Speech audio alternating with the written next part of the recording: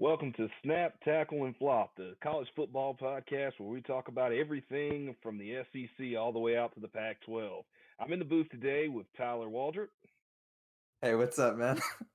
and Leo King. Hey there. That's me. All right, let's get into it.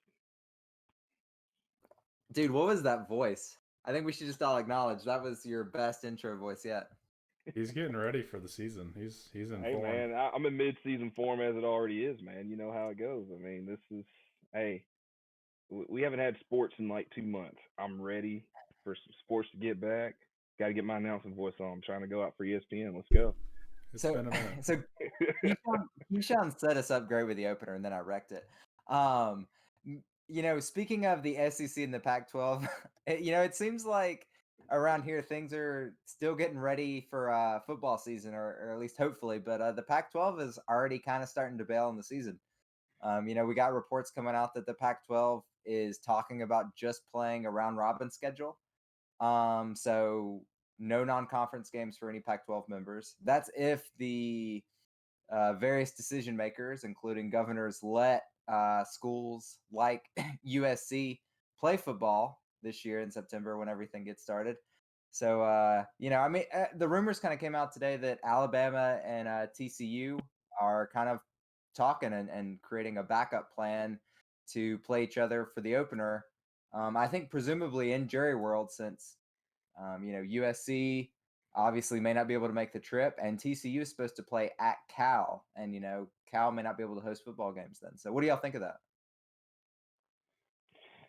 Well, I think it's going to be interesting, especially with this big switch up this close to the season. They set these schedules pretty much a year in advance, and it kind of it's going to be interesting if Cal and if the Pac-12 in general isn't ready to go and play any out of conference schedule. I think that's really going to have a huge impact on a lot of teams' schedules, especially if those Pac-12 teams end up being pretty good this year. So just theoretically, say here if USC was to have a 8 or 9 win season, and Alabama wasn't able to play them at the beginning of the season, then that could actually, I think that could have an effect on the college football playoff at that point because what is Bama's strength of schedule at that point, but it's going to be. I think they're going to have to come up with a way to play the schedule that's been written, but it's going to be interesting. Yeah, I mean, I was talking about this today at work. I was talking about what was going to happen with the season if it does end up going forward because Alabama, my interest is opening against SC. And LA just announced they're extending their stay-at-home order for like 3 months, which is going to dig into pretty deep into August, which eventually this could keep going on for a while, especially with how dense that city is. And I assume that will carry its way down to USC despite them being a private school. I don't know how that works, but I think there's a good chance it will end up canceling that game, and the Pac-12, again, like you said, may shy away from those out of conference games. And yeah, that's going to be rough for out of conference schedule because TCU was not looking very good last year. So that's the thing I really wanted to get at with this, just from a we do talk a lot about Alabama on this podcast. When y'all hear that about TCU, is that kind of a bummer? Because I don't know. I feel like I've seen the Alabama-USC, I just don't feel like there's anything different drastically with these programs. I don't think Helton's a good coach, or at least not a USC caliber coach. Or maybe he is, but it's just not working there. I kind of think TCU's exciting.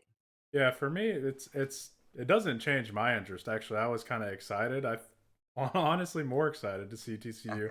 Okay. But as far as the talking heads and what they're gonna say, and it really doesn't matter because if Alabama, what they got to do is win their schedule, they're fine. But the talking heads, of course, they're gonna look at a power brand like USC in a lot higher regard than TCU.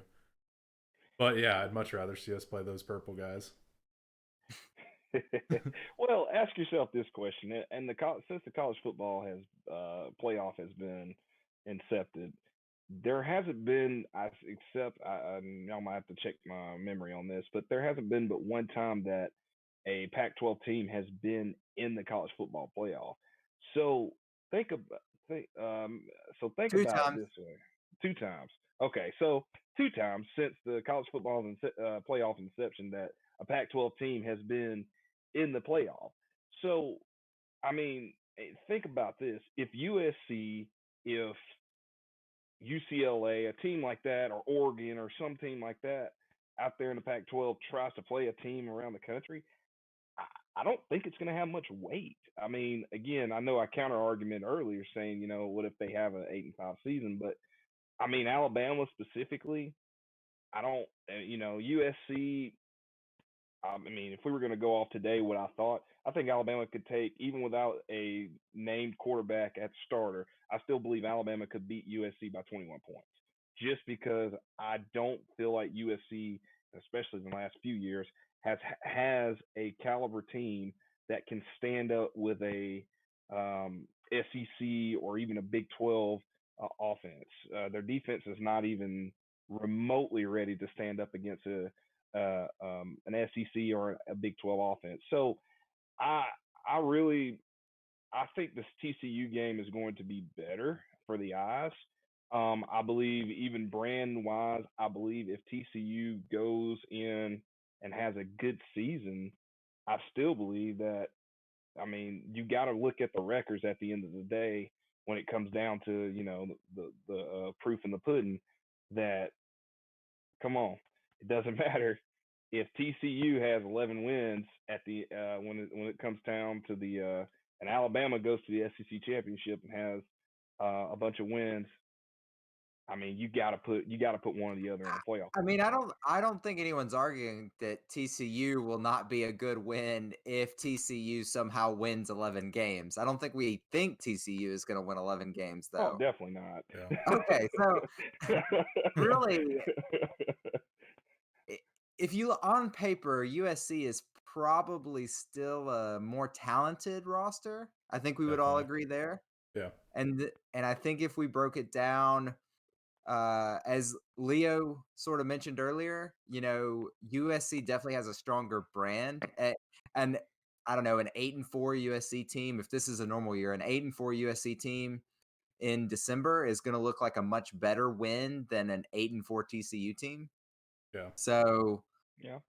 but I saw Alabama and USC play just a couple years ago in Jerry World, and it was a snoozer. It was a Ooh. blowout. And I agree with Keyshawn. I think And despite it being a 52-6 victory, we didn't get much credit for beating them, even though everyone was talking about how they were the top 3 team at the end of the year. Very I true. just They I, finished the season, I think, in the top 4 in like the AP poll, my despite big thing losing. is I just don't think I think part of it's just because Alabama and USC played so recently and it wasn't competitive. I'm not excited about it. I don't expect anything to be different. Even if USC only loses by 18 points this time, that doesn't. I would rather see Alabama play a different team Yeah, these to 2 open the game season. deals are really lame when they're neutral site. Like when it's not a Well, home and home. I don't know why that's a thing. what about when the neutral site is the same place Yeah, the both same times? exact neutral site too. Well, I mean that's kind of going off a little bit, but think about this. I mean, neutral site games at one point were like the biggest thing in college football. Like saying like, I mean, I remember, gosh. So is the wishbone. Well, I mean, I remember when LSU played. I can't remember what year that was, but LSU played at Lambeau Field. So I mean, you think about these college guys getting to play in these NFL type stadiums. That was fun, but I feel like having that home and home just really changes the dynamic of the field. Because I mean, sure, you might have 50% of fans from one. In a perfect world, 50% of fans would be from one side. The other side would be the other side, 50%. So I mean, yeah, that'd be good. But I feel like if you can take a strong opponent, and have their team on your home turf beat them, or you go to their home turf and beat them, that says a whole lot. That just says a whole lot difference right there. So I think it Well, you does, all but I love the I like both. I love the idea of going to places like Penn State, going to places like Michigan, going to these places with tradition, these cool campuses, and playing there. But at the same time, I love having our guys go to an NFL stadium and going and having it. It kind of feels like a postseason game, despite it being the opening. So it's like the games I've been to, and granted, I'm also biased because Dallas has extremely good barbecue, and that's probably my biggest thing I like about going out there.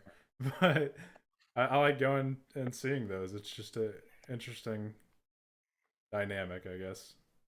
I mean, I think there's room for both, but I think the most important thing is I think we all agree across the board.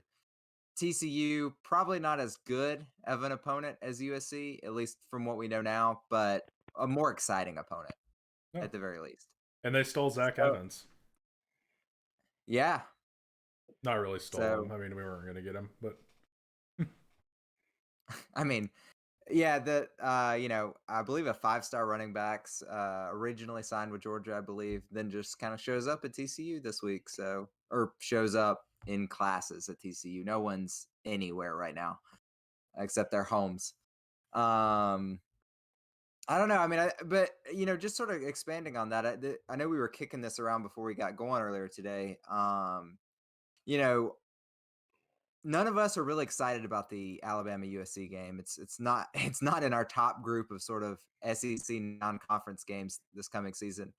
But there are some good ones that we were excited about. Keyshawn, if you had to pick what non-conference game that's currently on the schedule for the SEC are you most excited to see? Well, there's a couple. Really and truly, I've got to go with Auburn and North Carolina. Only because of the fact, and that's a week 2 game. Looking at the schedule here, mostly because of the fact every year we don't know what Auburn team is going to be. We could be the Auburn team that somehow pulls off to Alabama last year in the Iron Bowl by I'm still pretty mad about that call. But anyway, the point of what I'm trying to say is we don't know what team Auburn's going to be, and then you can have a team like UNC with that really was on the brink of being the second best team, or I'll say one of the top teams out of the ACC. So really kind of seeing how that's going to work. I'm going to say that's going to be a sneaky matchup. I'll give Auburn the dub, but at the same time, I'm not really sure. It's just going to be what Auburn team comes out the gate. If it's an Auburn team with a confident Bo Nix that comes out there and is like gunslinger, we're throwing touchdowns on just about every possession from offense, or getting pretty close to the goal line every possession. Auburn's got it in the bag. But at the same time, can it still be that Auburn team who's not really truly developed on defense, and North Carolina, who was, like I said, just barely there last year, they could come through and actually provide some stiff competition. So, and I think that game is in Atlanta, if I'm correct, week 2. So, I mean, it's going to be an interesting game, I think. Yeah, Keyshawn stole my game. I was interested in that because, as a lot of people know, I think they stole I mean, not necessarily stole, but they got a recruit that Alabama was pursuing, and it made a lot of news. And I think overall their recruiting class, now I'm not really sure. I don't have their rankings in front of me, but I do think that they've been recruiting pretty well lately. Mac Brown, of course, championship coach, one of the very few still in existence. Are you referring to quarterback Drake May? Yeah, I think so. Yeah, I thought it was a tight end. I didn't pay that much attention to it. I just saw people on Twitter talking about it, and anyway. I think overall I've seen that their recruiting class has been pretty good, and there's not a lot of great out of conference games. But this brings me to my new selection, I guess, would be Oklahoma versus Tennessee. I also kind of ties to recruiting, how well Tennessee's been recruiting, which again won't help them this year because they're not going to play a bunch of true freshmen. But I've always been interested in Jeremy Pruitt, and I mean he's kind of been not someone I would pick to replace Saban, but he's someone I thought could potentially end up being pretty good because I thought he was a great defensive coordinator, and I think he has a decently bright future despite last year being pretty rough. But I'd like to see what Tennessee is now. That's. Do you seriously think that Tennessee at Oklahoma? It's at Oklahoma. Do you Yeah. think that it'll be competitive, or there's a chance it'll be competitive? That's what I want to see. I mean, I wouldn't put money on it, but I really just want to see what Tennessee's made of. And honestly, the rest of these games are pretty boring. So, it's probably the most intriguing one to me. Yeah, I think that's my biggest takeaway. Is just it feels like this is a down year for non-conference games. The SEC normally does a good job of going out and scheduling these games. Between the opening week and then there's some good rivalry games with the ACC. But yeah, it feels like a down year. I like the Tennessee to Oklahoma game. I think it's going to be a good measuring stick for I don't expect Tennessee to win that game, but if Tennessee can keep it competitive, that's interesting. I know y'all are both interested in the Auburn North Carolina game. I mean, I'll watch it because I'll watch just about all these games, but I'm not as invested as the two of y'all are, and watching that. I wouldn't call it a clash of the Titans, but You never know. Well, I mean, I will say this. Maybe Auburn and North Carolina will not be like a quote clash of the Titans. But going back to the Tennessee Oklahoma thing, I don't know. Here's my dilemma. Tennessee got to bowl season last year, barely, but they got the bowl season.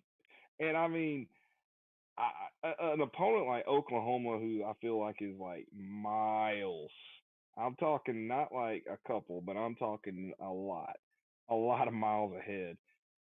I mean, Pruitt is a great coach. He's a former Alabama defensive coordinator. I think Tennessee's going to have a decent season this year. Heck, I mean, I even got to give them credit. They hung in there with Alabama last year. Tua got hurt, but yeah, They lost by like 20. Well, they made it. I'm going to be honest with you. 22, I think. Tennessee made that rivalry game a little bit more interesting last year to let you know that, hey, we're not your punching bag, because the year before Alabama went to Knoxville and just mopped the floor with them. But this year, and I mean, bar that was Pruitt's first year, but this year I think Tennessee has got to focus on, we got to win games, but even in the games that we lose, we need to be competitive. I'm just waiting for Keyshawn to call that Tennessee's going to beat Oklahoma and Alabama en route to the college football playoff. That's where we're getting, right? That's the other thing. I want their absolutely not. Absolutely not. Let me tell you right now, Tennessee. I mean, and I'm not. I mean, it's going to be like they're going to have a Peyton Manning-esque type player to come back to be at Tennessee to beat Alabama. I mean, as long as Saban is in Tuscaloosa, I see no way that Tennessee beats Alabama while Alabama is up while they are. I believe that Tennessee can get the players that on that team that can compete with Alabama, but I still feel like they're years away from being that team, that Tennessee team of old. So I mean, it's nothing short of Tennessee is going to lose against Oklahoma, but I don't feel like that's going to be a good measuring stick, really, to be completely honest with you. I feel like it's going to be a wake up call that, hey, we've got potential, but we've got a long way to go, guys. Maybe. So Keyshawn went the other way. I thought we were going to wind our way into a positive. Things are looking good on Rocky Top, but we wound our way into Oklahoma is going to just run Tennessee off the field. Okay. I mean, I wouldn't say that game's going to be a measuring stick for Tennessee's success, but I do believe it's going to be it is going to be a wake up call to Tennessee to be like, we know we're going to lose this game against a better caliber team, but can we play? Can we believe in ourselves and stay in this game? I mean, it's just Tennessee's not there yet. Not going to be there. Well, we're gonna. I know we want to circle back to Tennessee, and I really don't want this to become a Tennessee podcast. So let's give them a breather. And the best non-conference game in the entire SEC, y'all haven't mentioned it yet. I think it's LSU I wanted and to Texas. save it for you. Okay. I didn't want to steal it like Keyshawn stole mine. I mean, that's why we have the pre-show meeting, so Keyshawn can figure out what a good idea looks like, and then he can take it. So, but I mean, I think LSU Texas, it was probably one of the most thrilling, college football games last year. And then, down the stretch, we realized Texas isn't that great, but LSU certainly was, and that game was competitive. And I mean, I'd have to look at the schedule, but Texas probably pushed LSU as much as anybody. So yeah, I mean, I'm excited to see the rematch. I think either Texas overachieved that day or LSU underachieved when those programs met last year. And I think we all expect LSU to be a lot worse this year. So it's probably a more even competition this time. And I could honestly see that game going either way right now. Yeah, I'm with you on that one. I do think that is probably the best. Right now, if you wanted to put money down on what's going to be the most entertaining non-conference game, that's the one you put it on. Granted, non-conference games never go how we expect them to. But and I believe. Go ahead.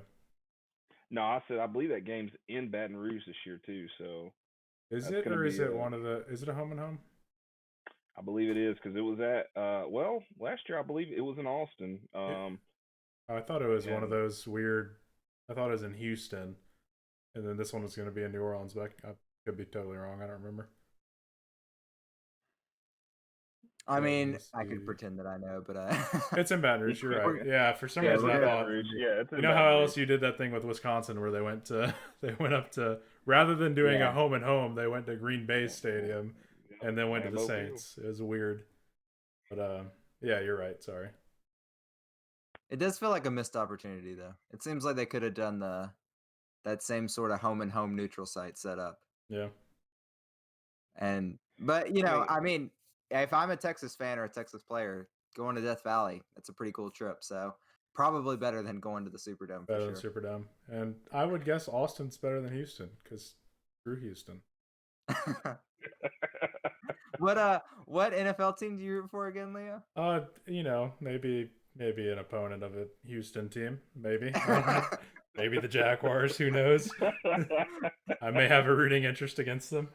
I mean, we all know what the best city in Texas is. Yeah, we know. Dallas. So let's not dwell on the NFL. Yeah, let's not dwell on the NFL or let Keyshawn get going with the Cowboys. Yeah. The other good games that I'll just kind of mention, and y'all can highlight them for a moment if you want to or not. But in the pre-show meeting, we all kind of thought Ole Miss versus Baylor might be a good one. That could be Kiffin's first chance for a big win, maybe, but Matt Rule's gone, so maybe it won't matter. Maybe Baylor will not be good. So that's kind of like an iffy one. Talent. Not a lot, but some. Oh, yeah. I mean, Baylor will still have talent. It's just, it'll be interesting to see how the Bears do in the first year under their new head coach, considering they lost such a great one. Whereas I think we all expect Ole Miss to be about the same or maybe even better. Well, it's kind of cool because Ole Miss was kind of trash, and we think they got a really good coach. But Baylor was actually, they did pretty good last year, right? Yeah. Yep. One of the best teams in the Big 12. Well, I mean, that doesn't mean a lot. But okay, Baylor was one of the best teams in the country. They had like 2 or 3 losses, right? Yeah, they lost to Oklahoma. I just really don't follow the Big 12. They kind of, But yeah, and they've got a new coach that's unknown because Matt Rule, of course, left. And the only other game of consequence that really stands out, not Alabama-USC. None of us really care about it, but Vanderbilt at Kansas State might be your 5th best SEC non-conference game next year. So get excited for that one. Championship coach coming into the SEC to play against us. I'm almost as interested in that as I am Auburn versus North Carolina. So I know that y'all are high on that one. I'm not quite as high on that one, but that's that's where we stand with non-conference games. I Yeah, it's pretty mean, rough. yeah, I think this is the worst slate, of non-conference games that the SEC is just, had in a while. I mean, And it this could is end up being great. Think of all the years in the last like 4 or 5 years we've had these, especially with openers, we've had these games that everyone thought were going to be so great. Alabama Florida State comes to mind as the best That game game ever. that game Yeah. was it was a very good entertaining. game. It was It was. entertaining, yeah. It wasn't I mean, the best game ever. it wasn't you're right. It wasn't the It best was game pretty ever. hyped up before, and then we also broke. Well, I like to think we broke Florida State. We It did. makes me feel better. But Well, You Alabama fans get caught up in. us well, Alabama fans, yep. let me say this. I will say for Derek Mason, that K State game can be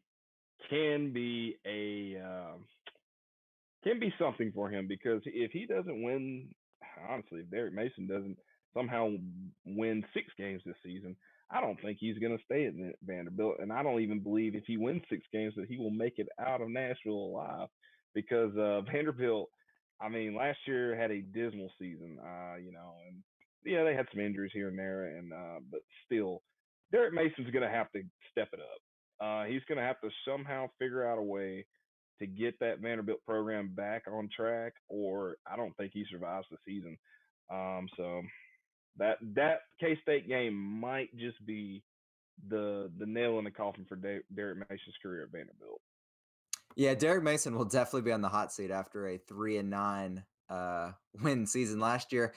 Vanderbilt's gonna, since Keyshawn mentioned it, Vanderbilt opens up against Mercer, then at Missouri, then at Kansas State. So Keyshawn's actually right. I mean, if Vanderbilt can, maybe you don't even have to win that at Missouri game, but you probably do need to win at Kansas State. You definitely can't get blown out. I just don't think a hot seat exists in Nashville at Vanderbilt. I really don't think they care at all. Well, I mean, it's a different situation. The standards. Maybe he'll want to go somewhere else.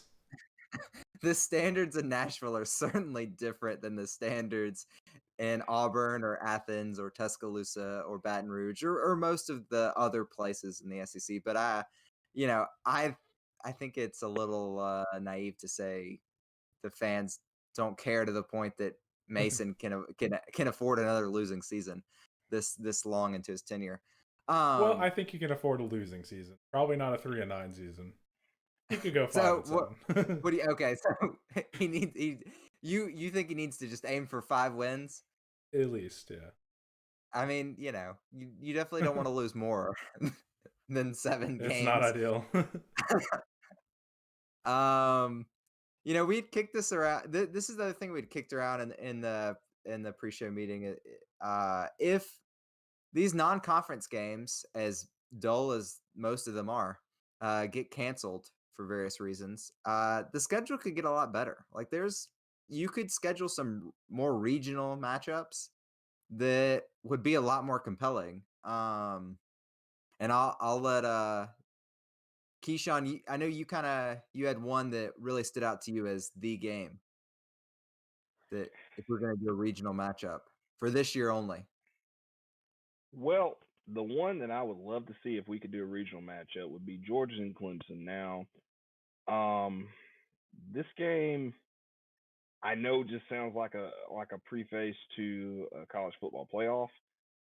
But yeah, you just think about how Kirby Smart and Dabo Sweeney, just the team on their, like, how equal they are on both sides of the ball. I think if that was just a regional matchup within the season, of course Clemson probably would rebound and still go to the ACC championship and do whatever they wanted to do and probably be in the college football playoff conversation. Well, and actually, I take that back. If they did lose to Georgia, I think you would then have to make a conversation about, is Clemson one of the best 4 teams?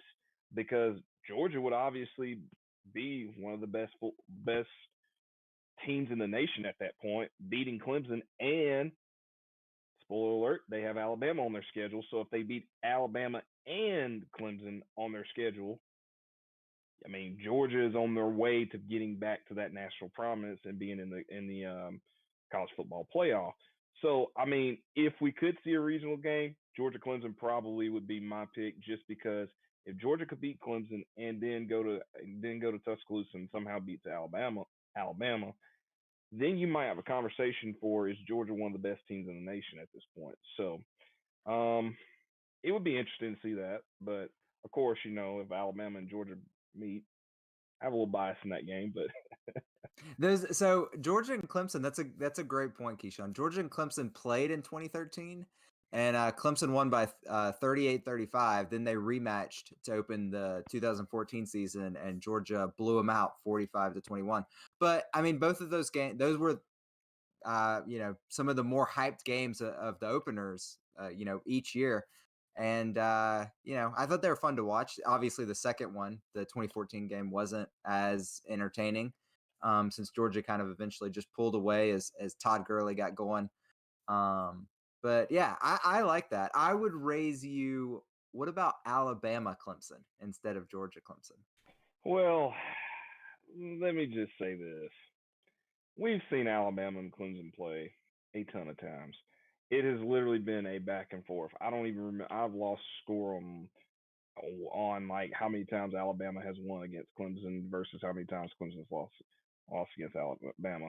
But here's the key fact. I think we've seen that game so much, and inevitably, if everything would go to plan, Alabama and Clemson would somehow end up playing each other in a season, either whether during the college football playoff, if whether it be in the championship game or in the semifinal. That game just doesn't excite me, because I guess I've seen it so much over the past 3 or 4 seasons, and taking last season out, of course. So that game just doesn't excite me as much. I believe it would be good, just because Alabama did get kind of blown. Alabama did get blown out in that last game against Clemson, so I feel like that would be more of a revenge game. But that game, to me, I just feel like it's overplayed. It's been there. I don't. You know. I mean, I kind of disagree with you. I don't think it's overplayed, and I disagree with both of you, because with you, Keyshawn, I think that game's always very interesting, and I love to see it. Interesting. But with you, Tyler, I don't want it to be a regular season game. I think that game deserves to be in the national championship, because every time it's happened, it's been the 1 and 2 team, and I don't want the 1 and 2 team to play each other early in the season and have one of those teams eliminate the other, which it probably wouldn't be elimination. But I'd rather that sort of game be pushed until the playoff, if possible. I mean, there's no way to determine who's going to be in the playoff. Mm-hmm. And it would definitely be an interesting game, a very good game. You'd rather take the risk, because if Alabama and Clemson played in the playoff, it'd mean a lot more if they hadn't played yet. Yeah, and because I don't love the idea of rematches. I mean, I don't have a problem with them happening, but a game between the top 2 teams in the country, if they are presumably top 2 or their top 4 team, I would rather see that in a game that matters more, being in the playoff. Okay, let me run through the list of. I mean, I think that's interesting. I would certainly love to see it, and I would be fine seeing Alabama Clemson regular season and in the playoff if it happens. If we could get both, I'd be happy with that. That'd be great. I don't think. Here's my only problem with that. Then I feel like that'd be bad for the sport, because then you're just basically saying, okay, so we've got 2 teams that, okay, the rest, a team like, I don't know, just say the third best team in the country. It's like, okay, what does our season matter at this point? Because Alabama and Clemson are going to just end up playing each other again. So I think that's just bad for the sport, having to play twice on a rematch. So, I mean, unlikely, but again, I just think it's bad for the sport. That's just my opinion, though. Well, let me run through the other games I came up with, because I actually sat down and came up with some of these matchups. So for me, Alabama Clemson, that was my sort of top game. If I could change the non-conference schedule, make it more pandemic friendly, as it were, more regionally centric. For this year only, my number 2 game would be Texas A&M, the big rivalry, the Thanksgiving Day game that I used to watch every year. When I was eating turkey sandwich number 2. I don't know. Do y'all miss that rivalry? Do y'all remember watching that on Thanksgiving? I would like to see it again. Yeah, I used to watch that rivalry. Now the Egg Bowl, I think, has replaced that for me. But and as dismal as that is every year, but the thing is, Texas A&M is just that rivalry in college football, or used to be that rivalry in college football, where and at the caliber that they're playing now, I feel like this would be just perfect to bring back a rivalry like that. I mean, I think it'd be great for the state of Texas. They've been wanting it for so long, so I mean, I think it would be good if they could bring that rivalry back. I think it'd be competitive, right? Yeah. So the number 3 game, I'm really curious to see what y'all think of this. I thought Auburn could play Florida State. Maybe good. I don't know. Florida State just. It's gonna be a minute. It's gonna be a minute till they're good again. If we were talking 2 years from now, I could definitely see it being really good. I don't know about this year though. And that's mainly just because of how much how do I put it nicely? Basically, just Florida State's not been great. They haven't. No. Yeah, I've noticed that. Well, again, if it happened tomorrow, Auburn mopped the floor, no question. I mean, if it happened this season, Auburn mops the floor, no question. I think Auburn could win by 20 plus points in that game. Again, it depends on what Auburn team comes out there and play. Here's the measuring stick for me. Would y'all rather watch Ole Miss, Baylor, or Auburn, Florida State? Auburn, Florida State. Yeah. Auburn, Florida State. Okay, so it's a really bad season. Yeah, so basically it's still an improvement. Let's see if y'all like the next one better. So Leo, you're our Florida expert here. What if Florida had to play UCF? Kind of interesting, and it'd be really fun for me as someone who knows a lot of Florida, because I'm from Jacksonville, Florida originally, before going to school at Alabama. But I knew a lot of people who were Florida fans. And then Florida kind of started sucking after Urban Meyer had his heart attacks. And they went to UCF, or they stayed around there. UCF had their undefeated seasons. All of a sudden, they're UCF fans, and that's their team. So it would be really interesting for me personally to see those people. But I think for football, I would, and I get that it's a great regional matchup, I would probably like to see Alabama versus UCF more honestly, just because of all the trash talk that's happened since 2017. I think that'd be really interesting. That would be a great game. Both would be great. Keyshawn, would you rather watch Ole Miss, Baylor, or Florida UCF next year? I'm gonna have to say Florida UCF just because of this point. Florida UCF to me, I can't ever root for Florida because I don't know if Florida's gonna come out there and play like, hey, we're an 11-win team. We can win 11 games this year. Or if it's Florida that, hey, we can win 11 games, but it's going to be a struggle. Because, I mean, last year, it wasn't pretty. But somehow or another, Florida won a bunch of games. And, I mean, UCF, I feel like, is a team that they're like that little brother that runs their mouth, yet they have no backing. They can't back up what they talk. So, I mean, it's like, it would be more entertaining just to see Florida beat UCF. But in the odd chance that UCF beat Florida, do you let them in? What do you say at that point? Can they be in the conversation? So I mean, it would be it would be an entertaining game either way. Yeah, I mean, again, I'm just trying to basically come up with 5 better games than Ole Miss versus Baylor, which is currently one of our most exciting SEC non-conference games. And also with UCF, sorry to interrupt, but I would put Putting them against any team that would beat them by as much as possible would be my favorite matchup because I would just love to see them. I love seeing them get exposed. Like when when LSU barely beat them, but they had like 10 starters out. That was great. I don't know. I think it'd be a more competitive game than we think. I'm not necessarily saying UCF would be right there late in the fourth quarter, but I don't know. I think UCF has the talent still on the roster to hang around. The last one I'll kind of throw out there to see if this beats Ole Miss Baylor. What about Tennessee Virginia, the ACC runner up? I get it. I mean, yeah, I'll give that a go, just because of the fact Virginia is a good team.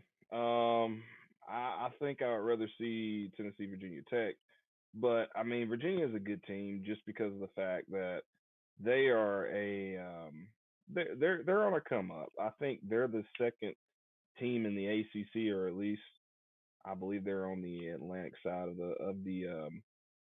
They were the runner up next. They were the runner up last year. They won the. Well, I'm a firm believer they were only the runner up because of destiny, because every other team had won their division the last 7 years in that division, and they just had to be. We needed every single team, all 7 teams, to have won a division in the last 7 years.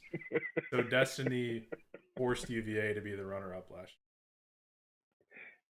But other than that, the whole ACC and that side is the same. They're all just bad. I mean, it's the non-Clemson division, right? Yeah. Basically, I mean, my thing is, yeah, UVA is the best team on that side of the division, and I don't. To me,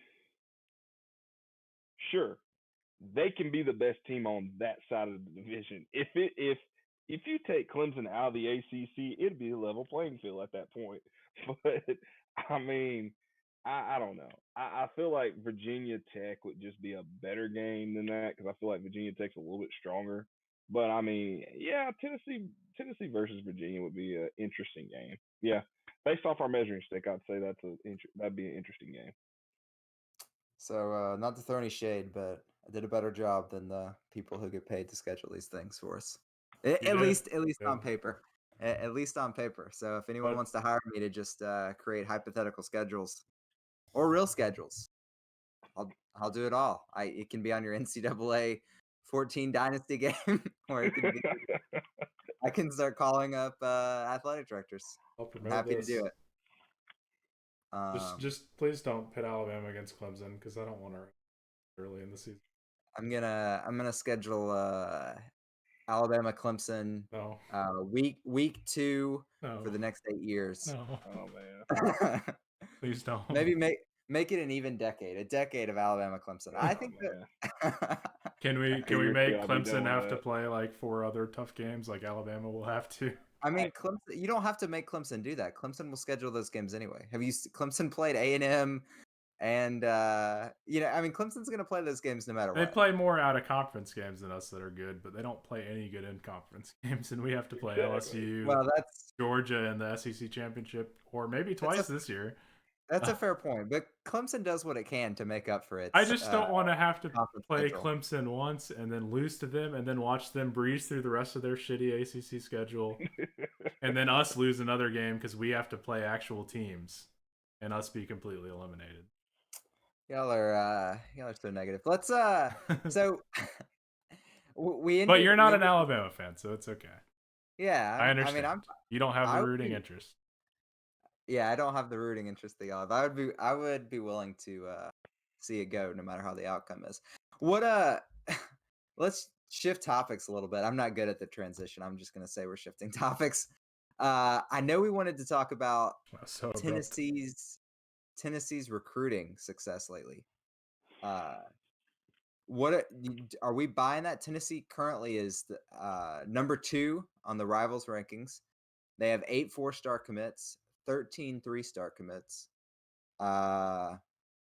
If everything ended today, like if you looked at the points that Tennessee's racked up and all these guys that are committed, if they signed, Tennessee would have had the 17th best class last year, 19th the year before, then 17th. So right now, Tennessee's basically already locked in a borderline top 15 class, and they've still got, most of a year left to lock in 4 more quality guys.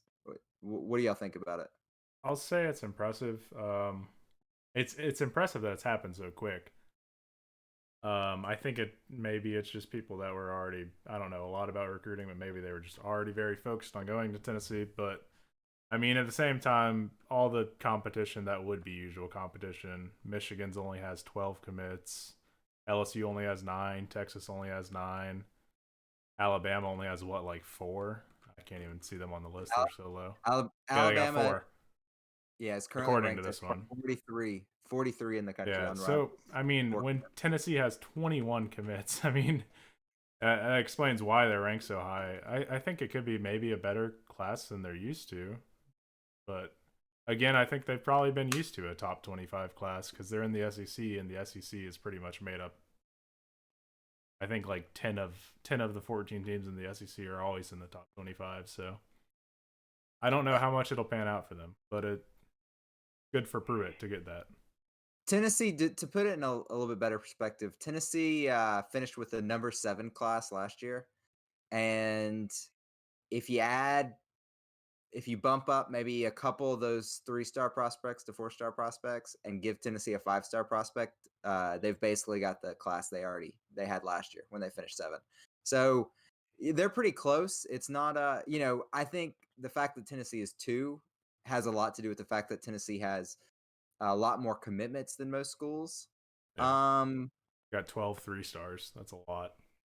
Yeah. So with that being said, I guess the thing is, do we think this is real? Do we think that Tennessee's going to hold on to these guys and actually finish with a top 10 class and potentially push for a top 5 finish, or do you think this class is going to fade down the stretch? I mean, I believe they can stay, just because there's so much room for improvement at Tennessee. Also, that depends on Pruitt's. Do they buy into Pruitt's system? I mean, looking at that list of recruits he has a lot of defensive talent on. He has a lot of defensive talent coming through on there. A lot of good defensive talents, and Alabama. You look at years past, Alabama's had a lot of good defensive players come through there, just kind of for a reference.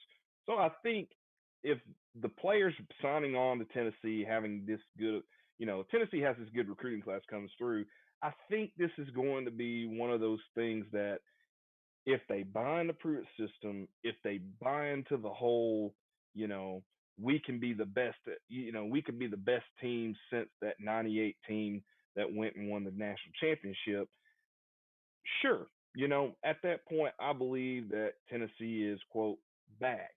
But I mean, it's going to take a lot for those players to get on that team and to really buy into that system. I think just because of given Tennessee's record in the last 10 seasons since Lane Kiffin left. And I mean, I think they stay just because, I mean, you can look at it from a lot of angles, free education, kind of, they have the potential of getting a lot of playing time.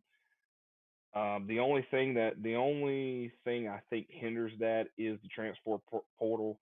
If a position such as like a quarterback or if they have, just say they have 2 good quarterback prospects coming through, I believe the transfer portal will hinder that just a little bit. But I mean, for the most part, I think most of them will stay at Tennessee because they're going to have a lot of potential for playing time.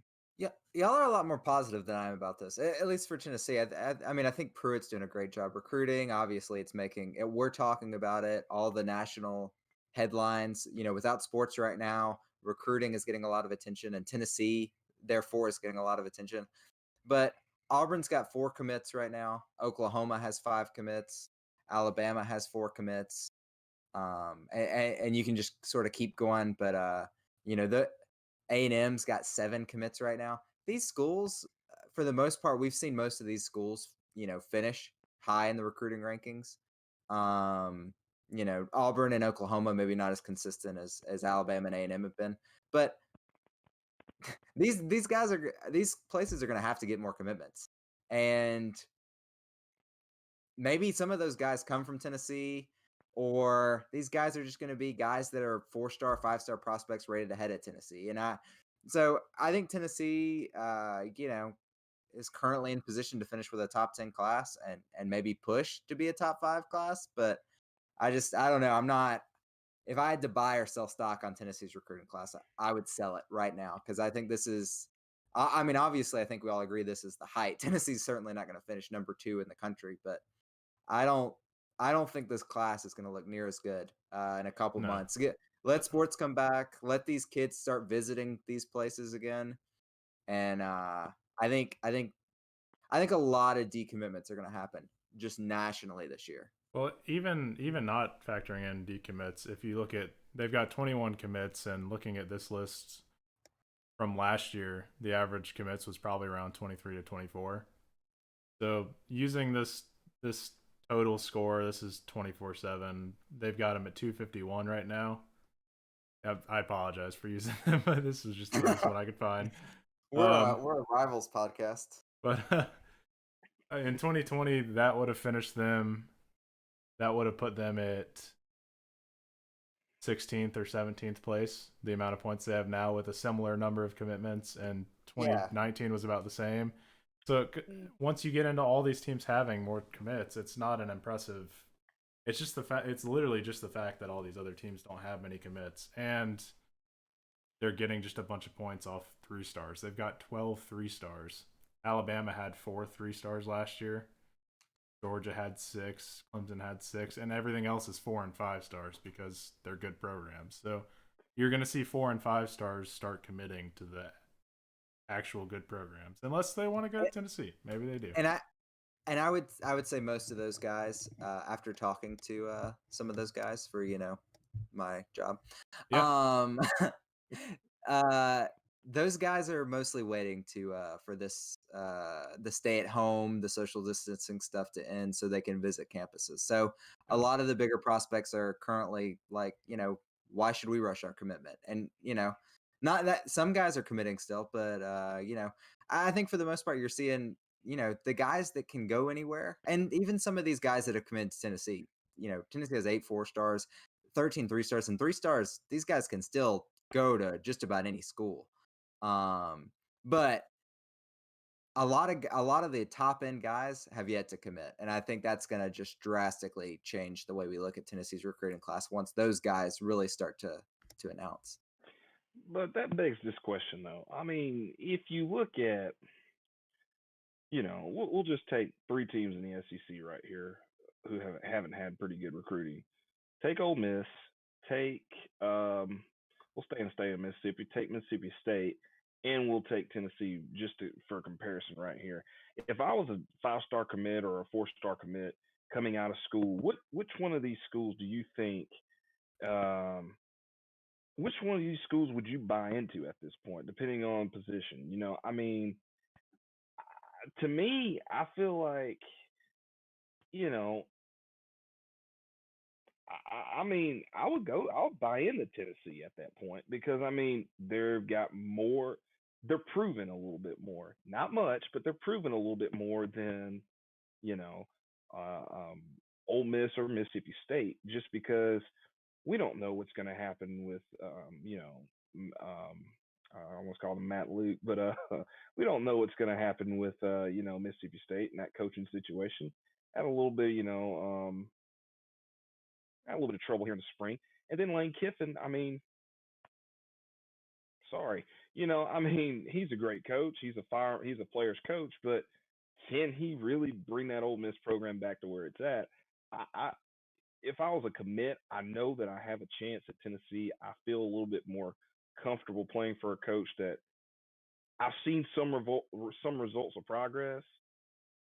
I mean, at that point, I have to choose Tennessee at that point if I was a 5-star commit, or a commit knowing that I want some playing time. So let's wrap up with rapid fire. I'll start with Tennessee's recruiting class. Tennessee finished 7th last year. They're number 2 right now. If I set the over/under at 7.5, Keyshawn, you say Tennessee's going to finish top 7 or lower? Lower. Lower, Leah? Lower. I would say lower as well. So we all, to a certain extent, we're all selling Tennessee's recruiting hype. Okay, and then the last thing, do we think this is May 12th? It is almost 8 p.m. Central Time. Do we think Alabama is going to play USC as it is scheduled right now this year? Keyshawn? No. Leo? No. I would also say no.